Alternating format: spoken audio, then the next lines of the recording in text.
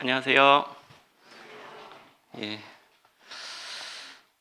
오늘 우리는 기쁘게 침례식을 가졌는데요. 침례식 현장에서 늘 부르는 이것이 나의 간증이요, 이것이 나의 찬송일세라는 찬양 부를 때마다 늘 감격하게 되는 것 같습니다. 이렇게 공적으로 침례식을 통해서 신앙을 고백할 수 있는 이유는 내가 구원받았음을 분명하게 확신하기 때문이겠죠. 구원을 확신한다는 것은 내가 신앙 안에서 성장할 수 있다는 그러한 전제가 됩니다. 이렇게 구원의 확신은 참 우리에게 좋은 일인데, 이 구원의 확신을 갖지 못해서 또 몸살을 앓는 그런 사람도 적지 않게 있습니다. 오늘 믿음의 가정에서 자란 우리 청소년들이 침례에 순종을 했는데, 이렇게 복음에 자주 접하게 되고 또 믿음 안에서 신앙을 가진 이후에 삶의 변화가 크지 않은 그러한 사람들은 이렇게 구원의 확신을 좀 갖기가 또 어려운 점도 이해가 됩니다. 우리가 어떻게 하면 이 구원의 확신을 얻을 수가 있을까요? 우리는 나의 이런 정체성을 드러내기 위해서 여러 가지 방법을 사용하기도 하는데, 카카오 프로필 사진에다가 크리스찬다운 그런 사진을 넣기도 하고, 자동차에다가 그 익수수라고 해서 물고기 스티커를 붙여놓기도 하고, 페이스북 하시는 분들은 상태 메시지에다가 말씀을 넣어놓기도 하고, 여러 가지 방법을 동원을 합니다. 근데 그러한 어떤 외부적인 방법이 도움이 될 수는 있겠지만, 가장 확실한 방법은 성경에서 제시하고 있는 그러한 방법, 믿는 사람들에게는 믿음의 증거가 있다라는 부분입니다. 그래서 오늘 에베소 본문 4장 25절로 5장 2절의 말씀을 통해서 성경에서 제시하는 우리가 구원을 확신하는 그런 방법에 대해서 함께 살펴볼 수 있기를 바라겠습니다. 에베소서 4장 25절로 5장 2절 말씀을 읽어드리도록 하겠습니다. 그런즉 거짓을 버리고 각각 그 이웃과 더불어 참된 것을 말하라. 이는 우리가 서로 지체가 됨이라.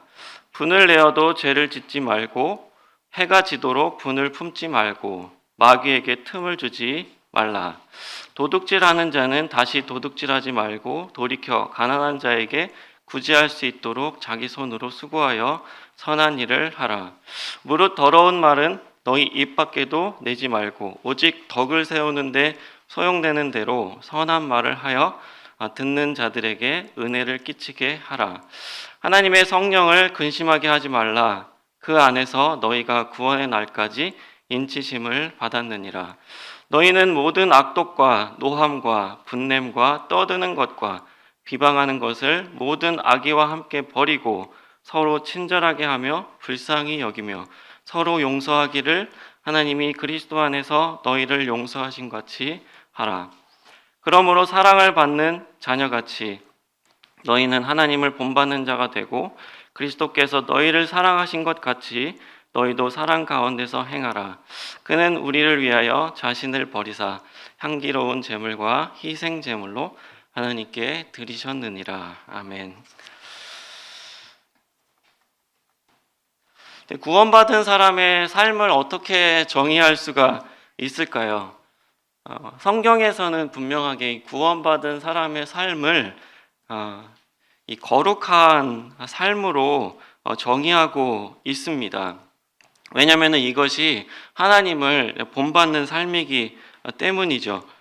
우리가 지난 2주 전에 살펴본 대로 구원받은 사람은 우리는 유혹의 욕심을 따라 썩어져가는 구습을 따르는 옛사람을 벗어버리고 오직 너희의 심령이 새롭게 되어 하나님을 따라 의와 진리와 거룩함으로 지으심을 받은 새 사람이다 라고 말씀을 묵상해 보았습니다. 그래서 우리가 이 구원의 확신을 생각하게 될 때 내가 과연 거룩한 삶을 살고 있는가라는 부분을 첫 번째로 생각해 보아야 할 것입니다. 이 성경에서 말하는 이 거룩의 개념을 생각해 보기 위해서 우리는 레위기 말씀을 읽어볼 필요가 있습니다. 레위기 11장에서는 나는 여호와 너희의 하나님이라 내가 거룩하니 너희도 몸을 구별하여 거룩하게 하고 땅에 기는 길짐승으로 말미암아 스스로 더럽히지 말라. 나는 너희의 하나님이 되려고 너희를 애굽 땅에서 인도하여 낸 여호와라. 내가 거룩하니 너희도 거룩할지어다. 뿐만 아니라 레위기 18장의 말씀에 보면은 나는 여호와 너희 하나님이니라.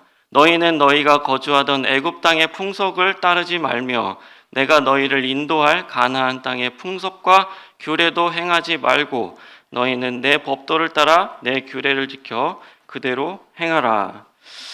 이 두 말씀을 통해서 무엇을 살펴볼 수가 있으십니까? 이 거룩의 개념은 첫 번째로는 우리가 이 세상으로부터 분리되어야 한다. 이 세상을 본받지 말아야 한다라는 것을 생각해 보게 됩니다.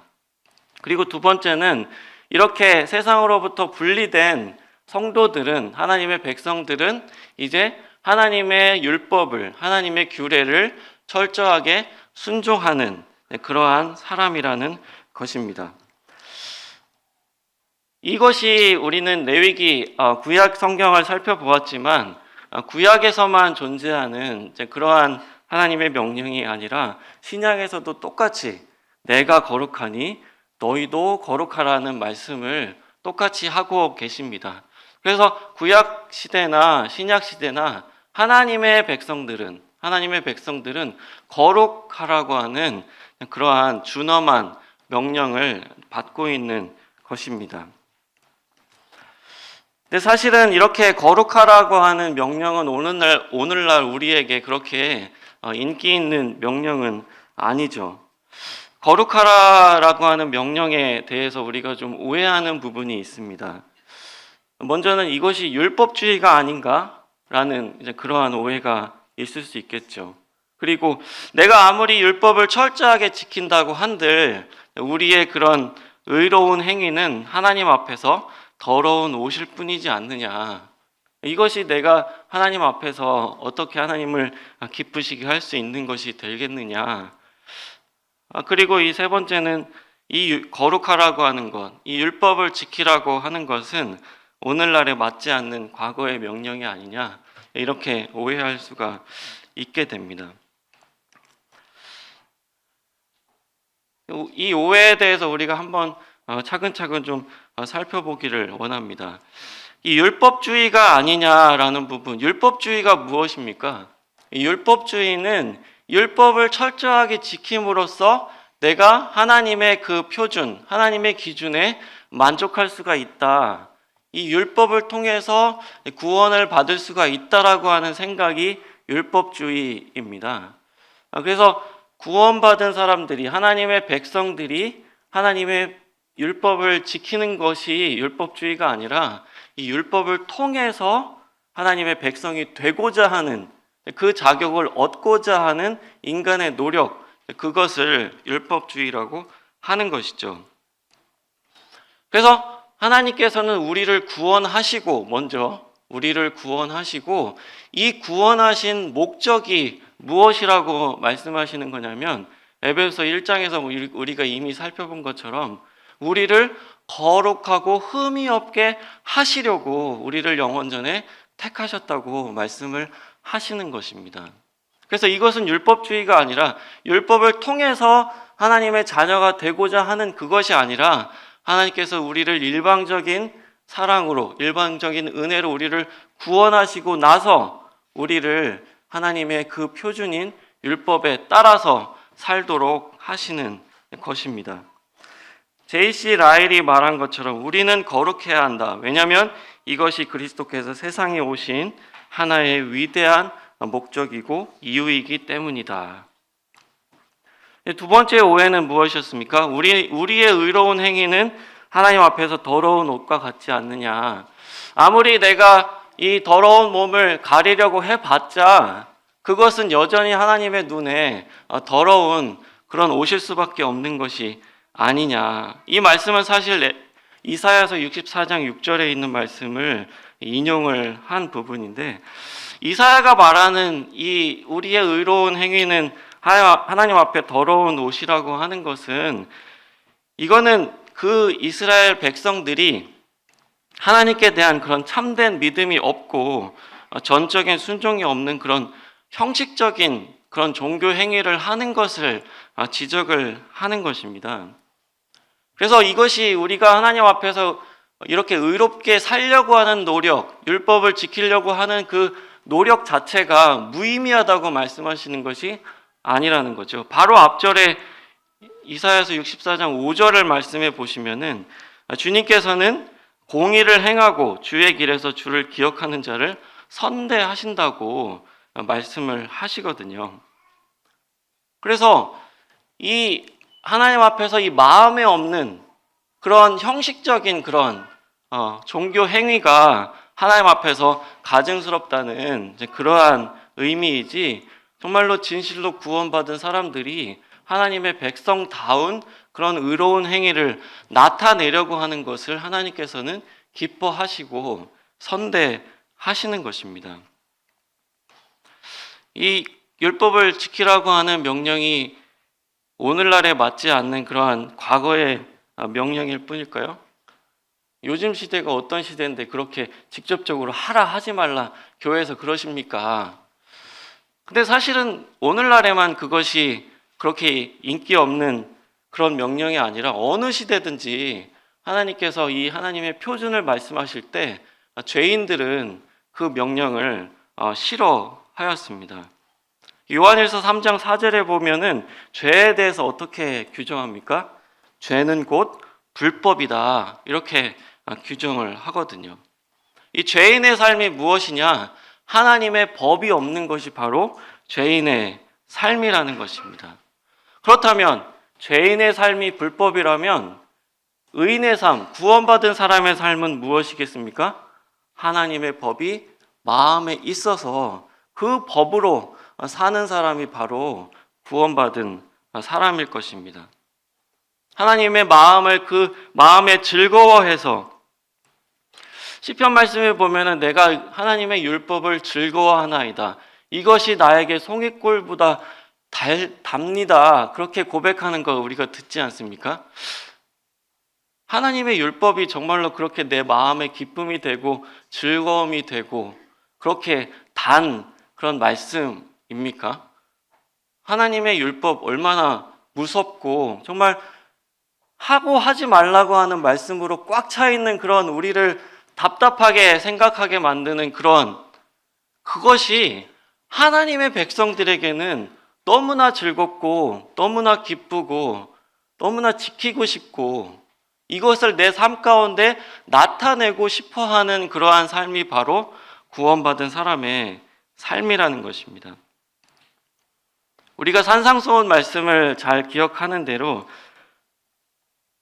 그리스도께서 말씀하신 것은 정확하게 하나님께서 구약 성경에서 말씀하신 그 율법의 정신을 그대로 이어받아서 이제 하나님의 백성들은 이스라엘 백성들이 실패했던 것처럼 마음에도 없는 그런 형식적인 그런 순종이 아니라 정말 마음으로 하나님의 법을 기뻐해서 하나님의 법을 정말 순종하는 것이 즐거워서 그렇게 마음으로 순종하는 것이 하나님께서 바라시는 그러한 의인의 삶인 것을 가르쳐 주셨습니다. 그래서 우리가 이 율법을 지키라고 하는 하나님의 말씀, 하나님께서 세상으로부터 분리되어서 이제 하나님의 법을, 하나님의 규례를 잘 지키라고 하는 말씀을 우리는 마음으로 지키는 것입니다.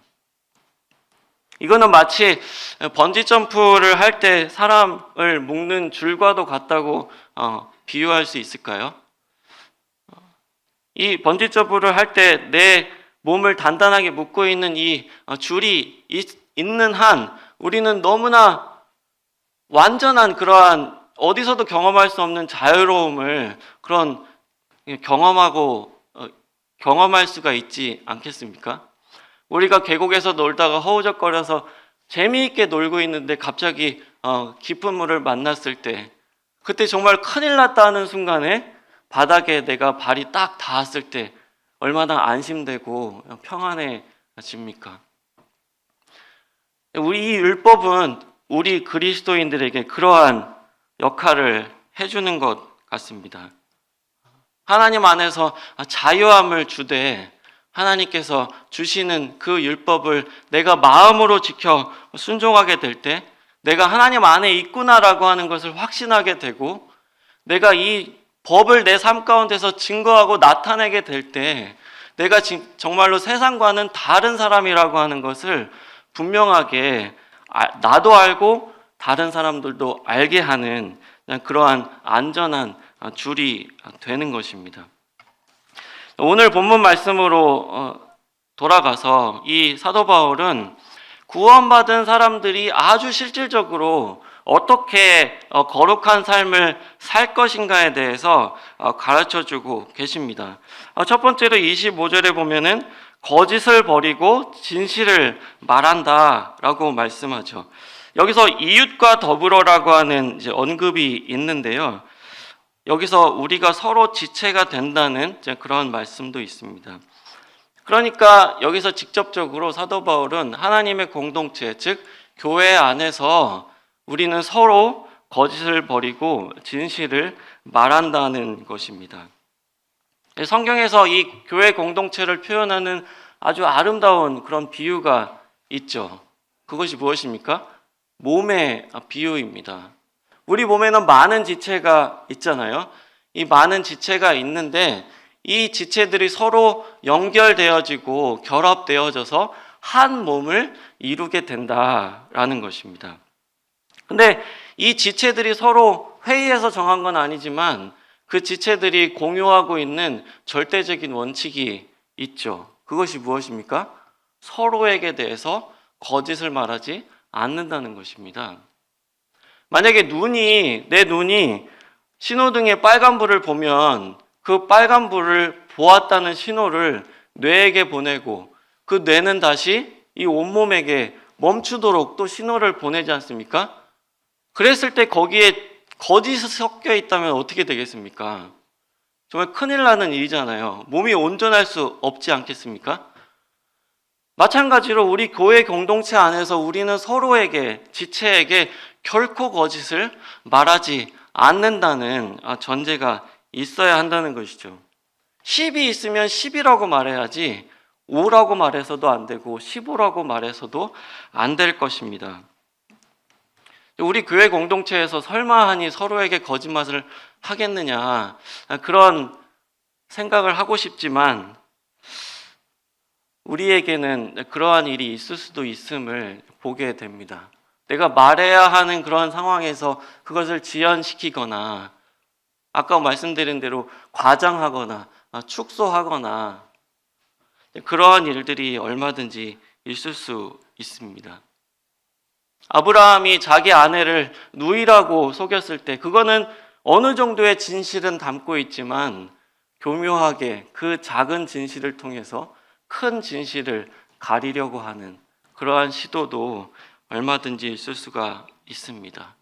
이 거짓을 말해서 잠깐의 거짓을 통해서 나에게 큰 유익을 얻을 수 있는 그런 상황에서 이 거짓을 거절한다는 것은 굉장히 어려운 일입니다. 그런데 구원받은 사람은, 구원의 확신을 가진 사람은 그럼에도 불구하고 내가 손해되는 상황이 있다 할지라도 거짓을 말하지 않고 진실을 말하는 사람이라는 것입니다. 두 번째는 분을 내어도 죄를 짓지 않는 사람이다.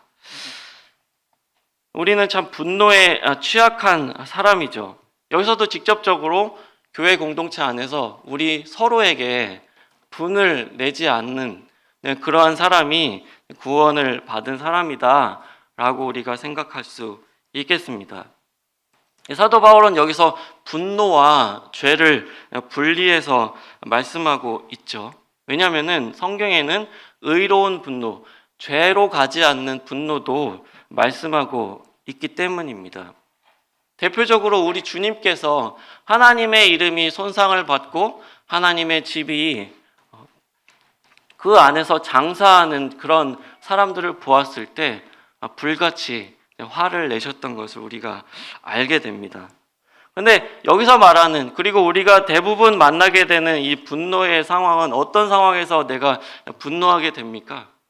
하나님께서 이름이 욕을 받을 때 분노하는 상황보다는 내 이름이 욕을 받았을 때 내 자존심에 상처가 나고 스크래치가 나고 뭔가 내가 당연히 얻을 수 있는 그런 이득을 받지 못하는 그런 상황에서 화를 내는 경우가 많지 않습니까? 상대방이 분명히 단순한 그런 실수로 잘못을 했다는 걸 알면서도 나에게 손해가 끼쳐졌을 때 나는 이제 분노하게 되는 경우가 있습니다. 근데 더 큰 문제는 무엇이냐면 이 분노를 금방 풀지 않는다는 것이죠. 우리는 사과할 타이밍을 놓쳤다. 그러한 핑계로 나의 분을 계속 품고 있습니다. 그래서 이것이 죄가 되게 만들죠. 미워하는 마음으로, 그리고 원망하는 마음으로 소리 지르고 이 분노를 표현하고 뭔가 보복을 계획하고 이런 일들을 이 죄로 연결되게 할 수가 있습니다. 한 이야기를 들려드리겠습니다. 어떤 아버지가 화를 정말로 잘 내는 이제 그러한 아들이 있었다라고 합니다. 그래서 그 아버지는 그 아들의 그 화내는 습관을 고쳐주기 위해서 아버지가 이렇게 말했습니다. 내가 정말로 화가 날 때마다 그 화풀이로 이 울타리에다가 못을 꽝꽝꽝 박으라. 그렇게 했습니다. 그래서 그 아들은 아버지 말대로 화가 날 때마다 울타리에다가 못을 꽝꽝꽝 박았습니다. 그래서 얼마 지나지 않아서 이 울타리에 못이 계속 박혀져 가는 것을 보고 더 이상 이게 못을 박을 자리가 없을 정도로 그렇게 꽉 차는 상황을 보면서 내가 정말로 이렇게 많이 화를 내고 있었구나 라는 것을 생각하게 되었다고 합니다. 그래서 이제 그 화를 조금씩 참게 되었는데 아버지가 이제는 이렇게 말합니다. 내가 화를 낼 수 있는 상황에서 화를 참았다면 그 못을 하나씩 빼내어라. 그렇게 했다라고 합니다. 얼마 지나지 않아서 이 아들은 그 울타리에 못이 하나도 남지 않은 것을 발견하고 너무 뿌듯해서 아버지에게 갔습니다. 아버지가 이렇게 말했습니다. 나는 너를 정말로 자랑스럽게 생각한다. 근데 저 울타리를 보아라. 여기에 여전히 저렇게 구멍이 빵빵빵 뚫려져 있지 않느냐. 이 죄로 연결되는 이 분노는 우리가 최대한 절제해야지, 안 그러면 다른 사람에게 상처를 남길 수가 있습니다. 우리가 하나님 앞에서 회개함으로 이것을 돌이킬 수는 있지만 내가 분노함으로 다른 사람에게는 씻지 못할 그런 상처가 될 수 있음을 생각하면서 이 분노에 대해서 하나님께서 절제할 수 있는 그런 힘을 주시기를 위해서 기도해야 할 것입니다. 그 다음에 세 번째는 도둑질을 하지 말고 자기 손으로 수고하여 구제하고 선한 일을 하는 사람이 이제 바로 구원의 확신을 가진 사람이라고 생각할 수가 있겠습니다. 이것도 이제 직접적으로 이 교회 공동체 안에서 일어나는 일을 지칭한다고 보여지는데, 이 교회 안에서 이 도둑질이 일어날 수 있을까? 네, 그럴 일이 없어야 되겠지만 종종 우리는 이 교회 안에서 이런 슬픈 일이 있는 경우를 보게 됩니다. 이 교회 재정을 부당하게 사용한다든지 교회 자산에 대해서 무단으로 그렇게 갈취하는 것이라든지 성도들 간의 돈 거래 상황에서 발생하는 그런 여러 가지 문제들을 그런 일들이 발생을 하게 되죠. 뿐만 아니라 이 교회 생활 가운데서뿐만 아니라 우리의 그런 직장 생활에서, 가정 생활에서 우리 일상생활에서도 이러한 일은 얼마든지 있게 됩니다. 근데 이렇게 구원받은 사람은, 이 거룩한 삶을 추구하는 사람은 도둑질을 하지 않고 자기 손으로 수고하여 구제하고 선한 일을 하는 사람이라고 말씀하는 것입니다. 여러분들이 돈을 왜 번다라고 생각하십니까? 돈을 우리가 왜 벌까요? 먹고 살려고, 그렇죠? 네, 그게 잘못된 이유가 당연히 아니겠죠. 주님께서도 말씀하신 것처럼 우리는 성실하게 일해서 우리 가족들의 생계를 돌아보아야 하는 것이 맞습니다. 근데 하나님의 백성들은, 구원받은 사람들은 아주 중요한 또 다른 우리가 돈 버는 목적이 있다라고 하는 것입니다. 우연의 일치일지는 모르겠지만 이 사도 바울이 에베소 장로들에게 설교한 사도행전 20장 34절로 35절 말씀에 보면은 비슷한 그런 교훈을 하고 계십니다. 여러분이 아는 바와 같이 이 손으로 나와 내 동행들이 쓰는 것을 충당하는 이유는 여러분에게 모본을 보여서 수고하여 약한 자를 돕고 또 예수께서 친히 말씀하신 바 주는 것이 받는 것보다 복이 있다함을 기억하여야 한다. 우리가 그리스도인이 돈 버는 목적이 무엇일까? 그것은 바로 약한 자를 돕기 위해서 우리는 돈을 번다라고 하는 것입니다. 우리의 생계만 그렇게 충당하기 위해서가 아니라 내 쓸 것만 벌려고 하는 그런 목적이 아니라 우리는 약한 자를 돕고 가난한 자를 돕기 위해서, 구제하기 위해서, 선한 일을 하기 위해서 돈을 버는 사람들이다라는 것입니다. 이거는 정말로 굉장한 차이입니다. 구원받은 사람들이 왜 이렇게 경제 생활을 하느냐, 이 중요한 이유를 잊어버려서는 안 될 것입니다. 하나님께서는 우리에게 성실하게 살도록 하시고 자기 손으로 쓸 것을 공급하도록 하셨는데 그뿐만 아니라 우리는 주위를 돌아보아야 한다라는 것입니다. 그리고 네 번째는 더러운 말을 버리고 선한 말을 하는 사람이다. 우리가 기억하는 대로 시편 141편 3절에 보면은 우리 입술에 파수꾼을 세우도록 그렇게 기도하는 것을 보게 되지 않습니까?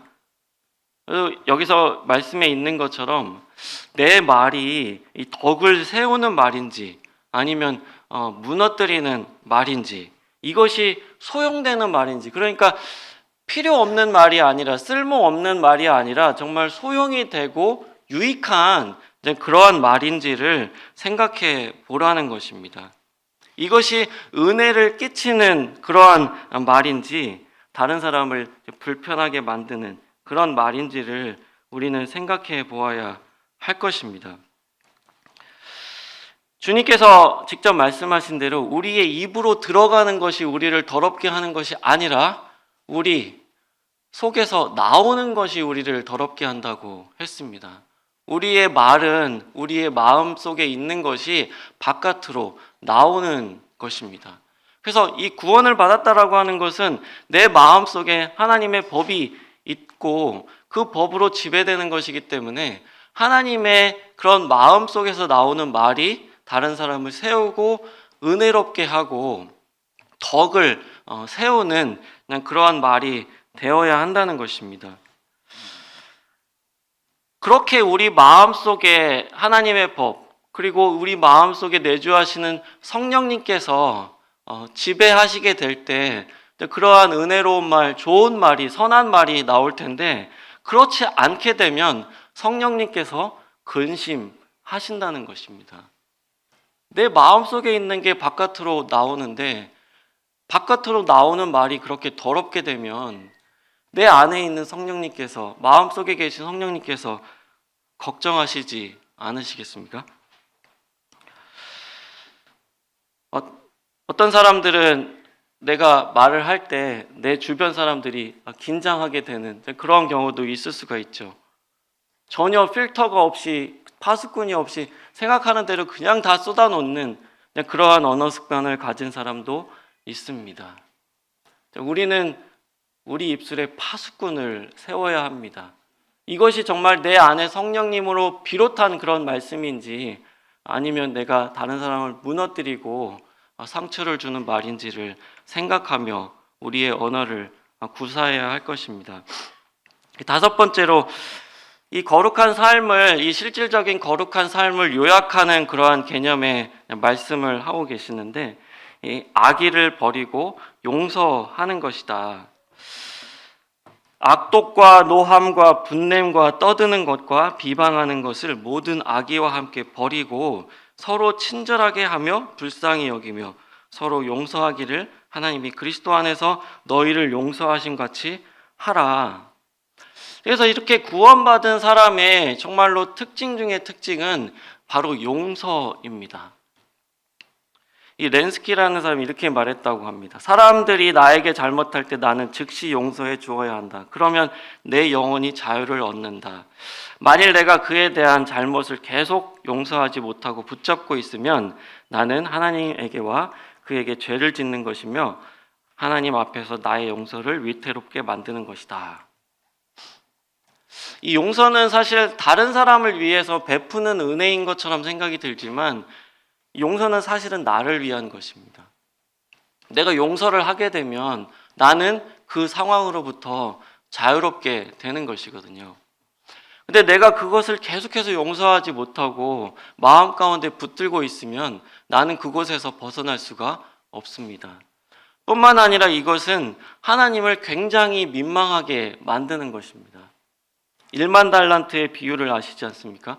오늘날의 가치로 수백조의 그런 해당하는 빚을 탕감받은 사람이 수천만 원 빚진 사람의 그 빚에 대해서 용서해 주지 않는다면 그 1만 달란트 탕감해 준 사람이 뭐가 되겠습니까? 우리가 내 형제를, 내 자매를, 내가 주변 사람을 용서하지 않았을 때 하나님을 굉장히 민망하게 하는 것임을 생각해 보아야 합니다. 하나님의 용서를 닮은 이 용서의 힘은 정말로 위대하죠. 이 젊은 나이에 에콰도르 선교사로 자기의 삶을 드렸던 짐 엘리엇의 이야기가 있습니다. 짐 엘리엇은 잘 아시는 대로 그 아우카 부족에 선교하다가 제대로 선교도 해보지 못하고 그 목숨을 잃게 되었잖아요. 근데 그 안에 엘리자베스라고 하는 그런 여인이 있습니다. 그 엘리자베스 여인이 이 정말로 용서할 수 없는 이 아우카 부족에 대해서 굉장히 놀라운 그런 선택을 하게 됩니다.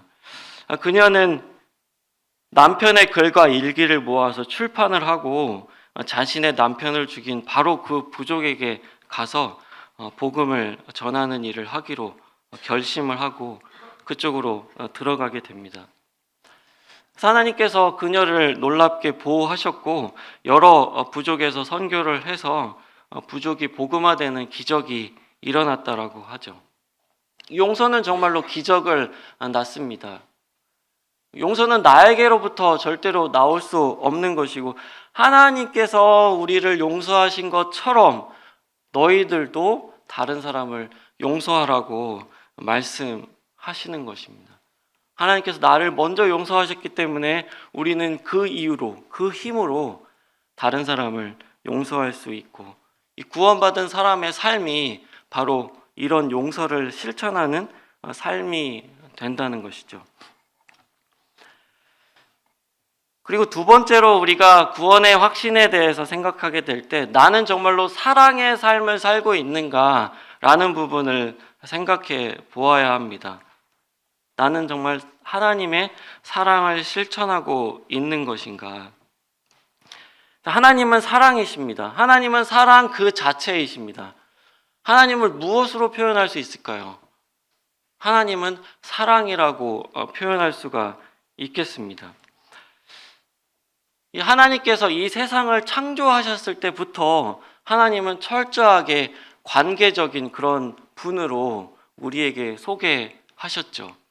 하나님께서는 삼위일체 되시기 때문에 서로의 그런 사랑의 관계 속에서 계시는 분이셨고, 하나님께서 이 세상을 창조하시고 사람을 만드셔서 우리에게 그 사랑을, 삼위일체 하나님의 그 영원하고 완전한 사랑을 우리 피조물 된 우리에게도 나타내기를 원하시는 게 하나님의 뜻이셨습니다. 요한복음 17장 23절에 보시면 내가 그들 안에 있고 아버지께서 내 안에 계시어 그들로 온전함을 이루어 하나가 되게 하려 함은 아버지께서 나를 보내신 것과 또 나를 사랑하신 같이 그들도 사랑하신 것을 세상으로 알게 하여 함이로소이다. 이 짧은 구절 안에 얼마나 깊은 하나님의 이런 관계성, 하나님의 이런 사랑이 되심을 우리가 생각해 볼 수 있습니까? 요한복음 15장 말씀에도 보시면 아버지께서 나를 사랑하신 것 같이 나도 너희를 사랑하였으니 나의 사랑 안에 거하라. 내 계명은 곧 내가 너희를 사랑한 것 같이 너희도 서로 사랑하라 하는 것이니라. 그래서 구원받은 사람의 특징은 내가 정말로 형제 자매를 사랑하고 있는가를 생각해 보면 내가 구원을 정말로 깨달았는지, 내가 이 구원 안에서 내 삶을 영위하고 있는지를 확인할 수가 있는 것입니다. 그래서 이 사도 바울이 이 에베소 교회에게 1장 15절에 보면은 그들 가운데 사랑이 있음을 칭찬하고 계시거든요. 이것은 구원받은 사람의 분명한 삶의 증거가 되는 것입니다. 근데 아이러니하게도 이 사도 바울이 에베소를 쓰고 나서 약 40년이 흐른 다음에 또 다시 에베소 교회에 서신이 도착합니다. 그 서신이 바로 요한계시록인데 그 요한계시록 2장 1절로 7절 말씀을 생각해 보시면 에베소 교회는 정말로 좋은 교회였습니다. 그들에게 7가지에 해당하는 그런 아주 훌륭한 칭찬이 있었어요. 그들은 말씀이 정말로 말씀 안에서 든든히 거하는 존재들이었고 그들 안에 거짓 교례가 용납되지 않았습니다. 그들은 정말로 수고했습니다. 게으르지 않았습니다. 하나님께서 보여주신 사역을 철저하게 잘 감당해서 열매도 많이 거둔 그런 좋은 교회였습니다. 근데 단 하나 그들에게 지적된 말씀이 무엇이었습니까? 너희 처음 사랑을 버렸느니라 이렇게 말씀하고 있죠. 7가지 칭찬을 듣고 한 가지 이런 책망을 들었으면 그들은 여전히 좋은 교회였을까요? 아니요. 이거는 단순히 산술적으로 7 빼기 1 이런 개념이 아니라 우리는 사랑하지 않으면 죽는 것입니다. 우리 교회에 말씀이 좋고 찬양이 좋고 방송이 좋고 프로그램이 좋고 교회 학교가 좋고 음식이 좋고 시설이 좋고 다 좋아도 우리 안에 사랑이 없다면 그것은 죽은 것입니다. 이렇게 생각해 볼 수 있겠죠. 이 가정 안에서 남편과 아내, 내가 아내에게 이렇게 말한다고 해봅시다. 내가 남편으로서 정말 당신에게 철저하게 내 의무를 다하겠어. 내가 이 생계도 정말 책임지고 아이들 학비 걱정하지 않게 하고 부모님에게도 잘하고 가정에 충실하고 직장에서 끝나자마자 집에 들어오고 주말에 딴짓 안 하고 그렇게 내 의무를 철저하게 다하겠다고 하면서 나에게 딱 한 가지만 요구하지 마세요. 나는 사랑만은 요구하지 마세요. 나는 사랑 없어도 이것을 할 수가 있습니다. 라고 한다면 아내가 어떤 기분이겠습니까? 사랑도 없이 이 모든 의무를 다 한다고 한들 그것이 무슨 소용이 있을까요? 이 교회 안에서 우리가 아무리 좋은 것들을 많이 할 수 있다 할지라도 사랑이 없으면 아무것도 아닌 것입니다. 하나님께서는 구원받은 사람들의 분명한 특징은 사랑이다. 내가 하나님을 사랑하고 내 형제 자매를 사랑하는 것이 바로 구원받은 사람의 특징이요, 내가 구원의 확신을 가질 수 있는 증거가 된다라고 말씀하는 것입니다. 우리는 사랑을 받은 자녀같이 그렇게 사랑합니다. 주님께서 사랑의 본을 보여주셨다는 것이죠. 우리는 하나님을 본받는 사람으로서 사랑하고 있는가? 보라, 하나님께서 어떠한 사랑을 우리에게 베푸사 하나님의 자녀라 일컬음을 얻게 하셨는가? 우리가 그러하도다. 우리는 하나님의 그 놀라운 사랑을 받은 사람들입니다. 그리스도께서 우리를 사랑하기 위해서 어떻게 사랑하셨습니까? 자기를 향기로운 제물과 생축으로 하나님께 드리셨다. 희생 제물로 하나님께 드리셨다. 그래서 우리는 그런 사랑을 받은 사람답게 우리는 서로를 아낌없이 희생적으로 자기를 포기하며 손해를 감수하는 사랑을 실천하는 사람들인 것입니다. 교훈을 좀 정리해 보겠습니다. 우리는 서두에 어떻게 하면 구원의 확신을 얻을 수 있는가라는 질문을 드렸습니다. 이 말씀 들으시고 나서 어떻게 생각이 드셨습니까? 여러분들의 구원의 확신이 더 커지셨습니까? 물론 성경 말씀에서는 이 우리의 구원은 믿음에서 나고 이 믿음은 들음에서 납니다. 그래서 이 믿음을 하나님의 말씀 안에서 확인해야 하는 것이죠. 그런데 오늘 드린 말씀은 내가 이렇게 믿었고 내가 이 하나님의 진리를 분명히 거부하지 않고 인정하고 있다는 사실을 어떻게 나타낼 것이냐라는 부분이었습니다. 그런데 이렇게 구원의 확신을 이야기하게 되면은 어떻게 연결할 그 위험이 있냐면은 내가 하나님을 정말로 만족시킬 만큼 거룩한지, 내가 하나님께서 그 말씀하신 그 표준에 따라서 그리스도께서 나를 사랑하신 것처럼 사랑하는지를 생각하게 되는 것이죠. 그 기준에 누가 만족할 수가 있겠습니까? 만약에 그런 기준이라면 우리 중에 아무라도 구원의 확신을 얻을 수는 없을 것입니다. 그런 측면에서 저는 이 A.W. 토저라는 분이 한 얘기가 참 도움이 된다고 여겨집니다. 오늘날 선량한 그리스도인들이 겪는 엄청난 불행은 하나님을 올바로 이해하지 못한 데서 비롯된다. 한치의 실수도 용납함이 없이 기대치만 높고 엄한 아버지의 감시하에 침울하고 단조롭게 십자가만 지고 가는 삶이 그리스도인의 삶인 것처럼 여겨지는 것이다. 그들에게 하나님은 엄하고 까다롭고 심하게 변덕스러워 기쁘게 해드리기가 거의 불가능한 분처럼 보인다. 그러나 하나님은 만족시키기 힘든 분일지는 모르지만 기쁘게 해드리기 어려운 분은 아니다. 하나님을 만족시킨 분은 그리스도가 유일하십니다. 우리는 그분의 공로로 하나님의 자녀가 된 것이죠. 자녀는 하나님 앞에서 완벽하지 않다 하더라도 내가 하나님의 자녀답게 살려고 하는 그 노력, 내가 하나님의 자녀의 모습을 내 삶 가운데 드러내고자 하는 그러한 노력을 기쁘게 받으실 것입니다. 여러분들이 하나님 말씀에서 복음을 분명히 깨닫고 믿으셨습니까? 하나님의 자녀가 분명히 되셨습니까? 그렇다면 그 자녀의 삶을 사십시오. 그러면 그 자녀의 삶을 살 수 있도록 하나님께서 도와주실 것입니다. 그런 삶의 열매를 통해서 나는 더 분명한 확신을 갖게 되고 하나님을 더 많이 추구하게 되고 하나님을 더 많이 기쁘시게 해드리고자 할 것입니다. 그러한 선순환 속에 우리가 들어가게 되는 것이죠.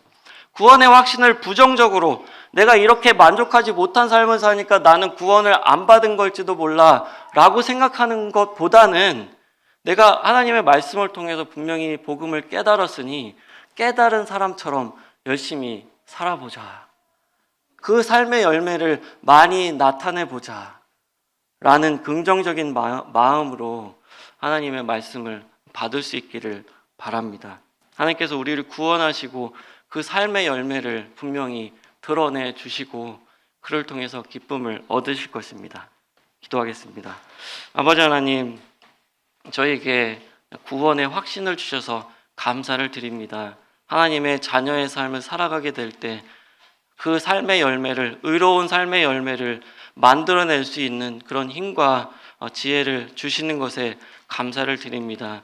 저희의 구원의 삶의 여정 가운데 함께 해주시고 저희 삶의 열매를 통해서 영광을 받으실 주님께 감사를 드리옵나이다. 오늘 말씀 주셔서 감사드리옵고 우리 주 예수 그리스도의 이름으로 기도했습니다. 아멘. 네, 감사합니다.